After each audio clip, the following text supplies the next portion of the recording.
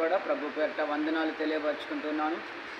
దయచేసి గమనించినట్లయితే ఇప్పుడు మనం ఉన్నటువంటి ఈ స్థలం ఒక సినిమా థియేటర్.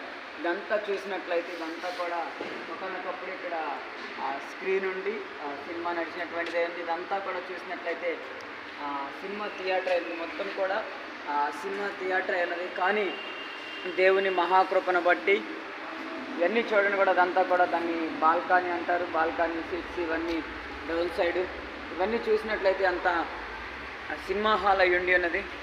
కానీ దేవుని మహాకృపను బట్టి ఈ సందర్భంలో దేవుడు ఈ సినిమా హాల్ను కాస్త ఒక ఆరాధన స్థలముగా మార్చడం జరిగింది. హల్లెలూయా.